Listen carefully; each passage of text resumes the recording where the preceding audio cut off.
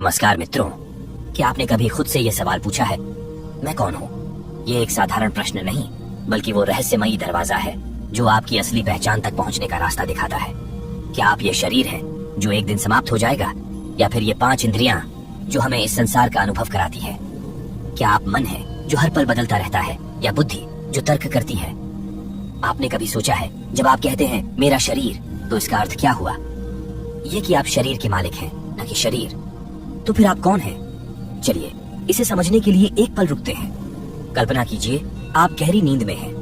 उस समय न तो आप अपने शरीर के बारे में सोच रहे हैं, न अपने विचारों के बारे में। फिर भी आप हैं। तो वह कौन है जो सब कुछ बंद होने पर भी मौजूद रहता है? यही सवाल हमें हमारी आत्मा तक ले जाता है। पुराने समय की बात है। एक ऋषि जंगल में आत्मज्ञान की खोज में गए। उन्होंने वर्षों तक तपस्या की, लेकिन सवाल वही रहा, मैं कौन हूँ? एक दिन उन्होंने ध्यान करते हुए महसूस किया कि वह शरीर से अलग है। उन्होंने जाना कि शरीर तो सिर्फ एक वस्त्र है जो आत्मा पर धारण किया गया है। उन्होंने समझा कि मन और बुद्धि भी केवल उपकरण है जो आत्मा की सेवा में है।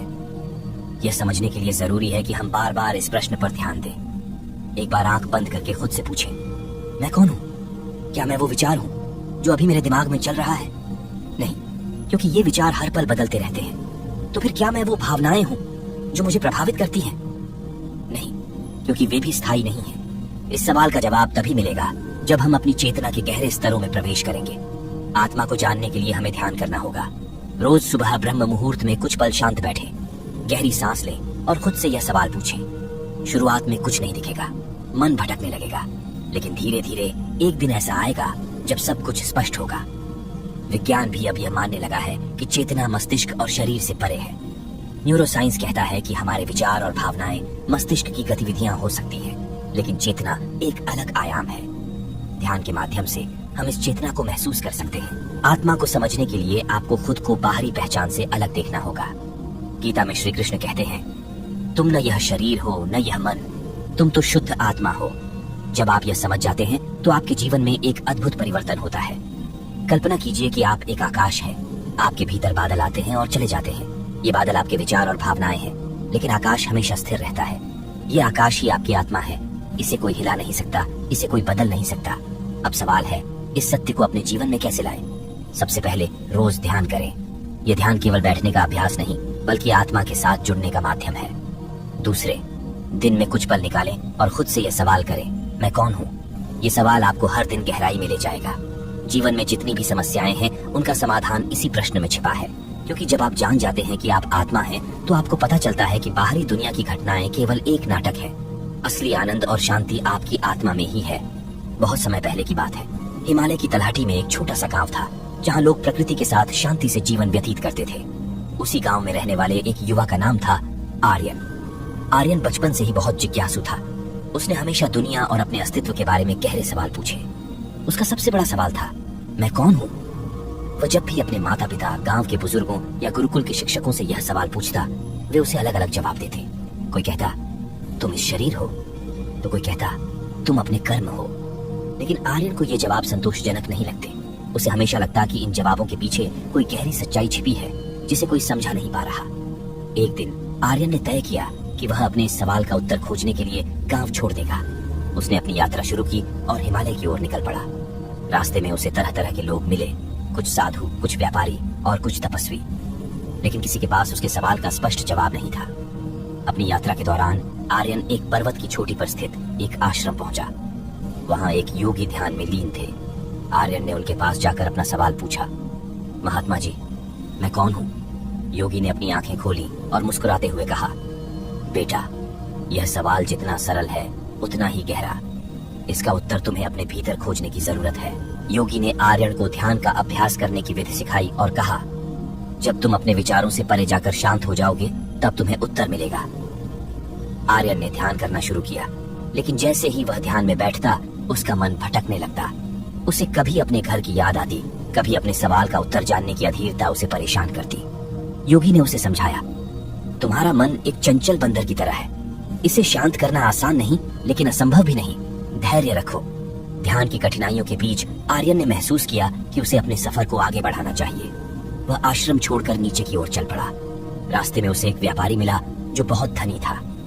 व्यापारी ने आर्यन से उसकी यात्रा का कारण पूछा। आर्यन ने अपना सवाल दोहराया। मैं कौन हूँ? व्यापारी हंसते हुए बोला, तुम्हें यह सवाल पूछने की जरूरत ही क्यों है? जीवन का असली उद्देश्य है धन कमाना और सुख प्राप्त करना, यही तुम्हारी पहचान है। लेकिन आर्यन इस जवाब से सहमत नहीं हुआ।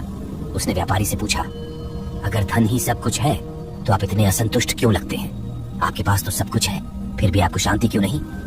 व्यापारी आर्यन के सवाल पर चुप हो गया। आर्यन ने समझा कि भौतिक सुख उसे उसके सवाल का उत्तर नहीं दे सकते। आर्यन आगे बढ़ा और एक घने जंगल में पहुंचा।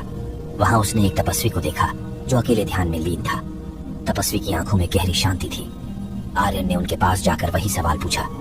तपस्वी ने मुस्कुराते हुए कहा, तुम्हारा सवाल बहुत महत्वपूर्ण है, लेकिन इसका उत्तर तुम्हें अनुभव से मिलेगा, न कि शब्दों से। तपस्वी ने आर्यन को एक कहानी सुनाई।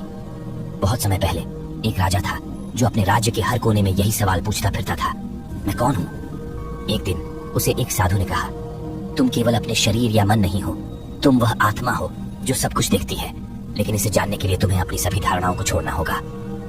आर्यन को इस कहानी से प्रेरणा मिली। उसने तपस्वी से पूछा, मैं अपनी धारणाएं कैसे छोड़ूं? तपस्वी ने कहा, तुम्हें खुद को दृष्टा बनाना होगा। हर विचार, हर भावना और हर अनुभव को देखो, लेकिन उनसे जुड़ो मत। आर्यन ने तपस्वी की सलाह मानी और अपनी यात्रा जारी रखी। वह गहरे जंगल में पहुंचा, जहां उसने एक गुफा में बैठकर ध्यान करना शुरू किया। दिन, हफ्ते और महीने बीत गए। एक दिन ध्यान के दौरान उसने अचानक महसूस किया कि वह अपने शरीर, मन और विचारों से अलग है। उसे एक गहरा एहसास हुआ, मैं केवल यह शरीर नहीं हूँ, मैं केवल यह विचार भी नहीं हूँ, मैं वह चेतना हूँ जो सब कुछ देखती है। मैं वह शुद्ध आत्मा हूँ जो न जन्म लेती है और न मरती है। जब कोई यह समझ जाता है कि मैं कौन हूँ, तो उसके जीवन में एक बड़ा परिवर्तन होता है। यह ज्ञान केवल आत्मा को जानने का नहीं, बल्कि जीवन के हर पहलू को गहराई से समझने का दरवाजा है।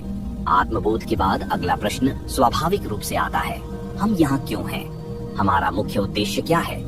जीवन के उद्देश्य को समझने के लिए सबसे पहले यह देखना होगा कि यह संसार क्या है। यह जगत हमें हर पल आकर्षित करता है। धन, संबंध, सफलता और प्रतिष्ठा की चाह में हम भागते रहते हैं। लेकिन जब आत्मज्ञान का प्रकाश हमारे भीतर जागता है, तो यह सब बाहरी खेल मात्र लगने लगता है, क्योंकि यह सब कुछ नश्वर है। ये दुनिया बदलती रहती है और हर बदलाव के साथ हमारी इच्छाएं और लक्ष्य भी बदलते हैं। परम सत्य यह है कि जीवन का उद्देश्य बाहरी चीजों में नहीं, बल्कि उस आंतरिक चेतना में छिपा है जिसे हमने अब तक अनदेखा किया है। आत्मबोध के बाद हमें यह समझ में आता है कि हमारा असली उद्देश्य दो स्तरों पर है, स्वयं को जानना और उस ज्ञान को कर्म और प्रेम के माध्यम से प्रकट करना। जब आप अपने मैं को समझते हैं, तो सबसे पहली चीज जो आपको महसूस होती है वह यह है कि आप इस जगत से अलग नहीं हैं। आप और यह ब्रह्मांड एक हैं। जो चेतना आपके भीतर है, वही हर जीव, हर वृक्ष, हर पत्थर में है। जीवन का मुख्य उद्देश्य इस एकता का अनुभव करना और इसे अपने जीवन में जीवंत बनाना है। इसके 3 चरण हैं। पहला चरण है अपने भीतर गहराई तक जाना। आत्मबोध कोई स्थिर स्थिति नहीं, बल्कि एक निरंतर यात्रा है। ध्यान, स्वविचार और सच्चे ज्ञान के माध्यम से आप अपनी चेतना को विस्तार देते हैं। जैसे जैसे यह विस्तार होता है, आप यह महसूस करते हैं कि आप केवल अपने व्यक्तिगत जीवन तक सीमित नहीं हैं। आपका अस्तित्व इस पूरी सृष्टि से जुड़ा हुआ है। दूसरा चरण है सेवा और प्रेम। जब आप यह समझ जाते हैं कि हर जीव आत्मा का ही अंश है, तो आपके भीतर प्रेम का समुद्र उमड़ने लगता है।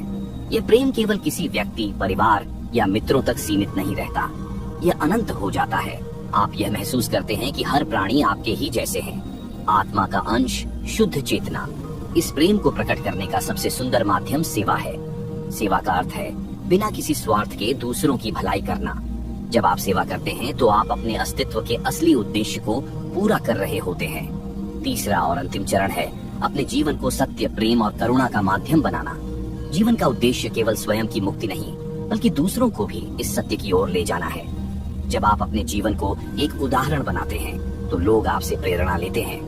आपका जीवन एक जीवित संदेश बन जाता है। ये सब सुनने में सरल लगता है, लेकिन इसे जीना उतना ही कठिन है, क्योंकि हमारे भीतर पुरानी आदतें, इच्छाएं और स्वार्थ छिपे होते हैं। आत्मबोध के बाद हमें अपने भीतर इन पर विजय पानी होती है। ये जीवन का एक और बड़ा उद्देश्य है। एक कहानी है। एक बार एक साधक ने अपने गुरु से पूछा, गुरुदेव, आत्मज्ञान के बाद क्या करना चाहिए? गुरु ने मुस्कुराते हुए कहा, आत्मज्ञान के बाद असली यात्रा शुरू होती है। अब तुम्हें यह समझना होगा कि तुम केवल अपने लिए नहीं, बल्कि इस पूरे जगत के लिए हो। जो सत्य तुम्हें मिला है, उसे हर किसी के साथ बांटने का समय आ गया है। साधक ने पूछा, लेकिन मैं यह कैसे कर सकता हूँ? गुरु ने उत्तर दिया, प्रेम और कर्म के माध्यम से। जीवन का उद्देश्य यही है कि हम अपने भीतर छिपे सत्य को प्रकट करें और उसे इस संसार में व्यक्त करें। ये व्यक्तिकरण केवल हमारे कर्मों के माध्यम से हो सकता है। हमारे हर कार्य में सत्य, प्रेम और करुणा झलकनी चाहिए। जब आप यह समझ जाते हैं तो आपका हर पल एक तपस्या बन जाता है। आप जो भी करते हैं उसमें आत्मा की झलक होती है, चाहे वह खाना बनाना हो, किसी की मदद करना हो या सिर्फ मुस्कुराना हो। हर कार्य एक साधना बन जाता है। अंत में यह समझना जरूरी है कि जीवन का उद्देश्य कोई स्थिर चीज नहीं, बल्कि एक यात्रा है। यह यात्रा आत्मबोध से शुरू होती है और आत्मा के सत्य को हर क्षण प्रकट करने पर खत्म होती है। लेकिन यह अंत भी एक नई शुरुआत होती है, क्योंकि यह संसार एक खेल है और इस खेल का उद्देश्य आनंदित होकर खेलना है। जो लोग यह समझ लेते हैं वे कभी परेशान नहीं होते। वे जीवन के हर पल में शांति और आनंद का अनुभव करते हैं। तो जीवन का मुख्य उद्देश्य यही है, अपने भीतर के सत्य को जानना और उसे दुनिया के साथ साझा करना। यही जीवन का सबसे बड़ा सत्य है। प्रिय मित्रों, आज हमने जीवन के सबसे महत्वपूर्ण प्रश्नों पर विचार किया। मैं कौन हूँ और जीवन का मुख्य उद्देश्य क्या है? ये सवाल साधारण नहीं है। ये ऐसे प्रश्न है जो हर व्यक्ति को अपनी जड़ों तक ले जाते हैं। जब आप समझ जाते हैं कि आप केवल शरीर, मन या विचार नहीं हैं, बल्कि शुद्ध आत्मा है, तो जीवन के मायने ही बदल जाते हैं। इस दुनिया की सारी उलझने, सारी दौड़ भाग और सारे द्वंद्व केवल बाहरी दुनिया के भ्रम हैं। असली यात्रा तो अपने भीतर की है। जब आप जान जाते हैं कि आप आत्मा हैं, शाश्वत, अजर अमर और आनंदमय, तो आपके जीवन का हर पल एक उत्सव बन जाता है। जीवन का उद्देश्य बाहरी चीजों में नहीं, बल्कि उस आनंद और शांति में है जो आपके भीतर छिपी हुई है। यह उद्देश्य केवल आत्मज्ञान तक सीमित नहीं है। यह ज्ञान को कर्म, प्रेम और करुणा के माध्यम से दुनिया में प्रकट करने में है। तो मेरे प्रिय दर्शकों, अब समय है कि हम इस ज्ञान को केवल शब्दों तक सीमित न रखें। इसे अपने जीवन में अपनाएं। खुद से पूछें, मैं कौन हूँ? इस सवाल का उत्तर खोजें, इसे महसूस करें और अपने जीवन को एक नई दिशा दें। यदि आज की यह चर्चा आपके दिल को छू गई हो तो इसे दूसरों के साथ साझा करें। यह ज्ञान जितना फैलता है उतना ही उजाला बढ़ता है।